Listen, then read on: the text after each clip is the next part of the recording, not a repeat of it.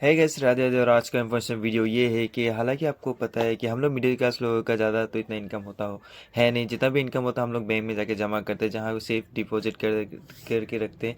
सो फिर भी हम लोग कभी कभार कुछ ये चार्ज, कुछ वो चार्ज, कभी मैसेज आने का चार्ज, कभी एटीएम का, मतलब हर एक चीज़ों का चार्जेस बनाया जाता है। सो इसी विषय में राघव चड्ढा सर ने जो आज हमारे मिडिल क्लास का प्रॉब्लम समझ के कुछ बोला गया है सभा में। सो लास्ट एक तरह वीडियो इन्फॉर्मेशन आज इतना ही। मिलते हैं कल एक न्यू अपडेट साथ में। Bye guys. हिडन चार्जेस और फीस, ये नाना प्रकार के चार्जेस जो आज मैं सदन में लाया हूं, ये माननीय वित्त मंत्री जी तक पहुंचे ताकि देश के आम आदमी की जो जेब बैंकिंग सिस्टम काट रहा है ये उसे पता लगे, ग्राहक को भी और माननीय वित्त मंत्री जी को भी।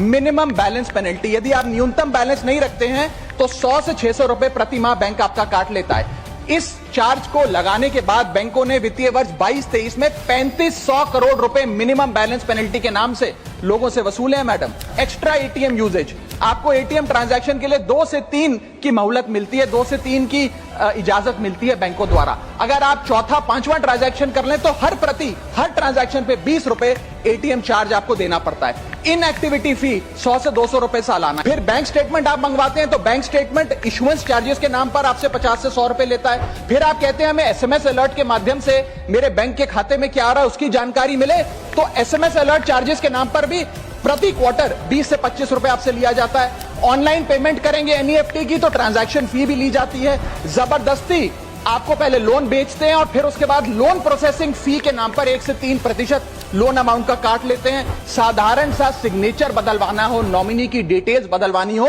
उस चेंज पर भी 200 रुपए प्रति ट्रांजैक्शन के नाम पे बैंक आपसे पैसा वसूलता है। और डिमांड ड्राफ्ट पे ऑर्डर बनाने जाएं तो 100 से 200 रुपए प्रति डिमांड ड्राफ्ट आपसे पैसा वसूलता ही वसूलता है। यानी कि कस्टमर्स की जेब काटी जा रही है और कस्टमर्स को पता भी नहीं लगता कि कितना पैसा बैंक इन नाना प्रकार के चार्जेस के चलते आम आदमी से वसूल रहा है।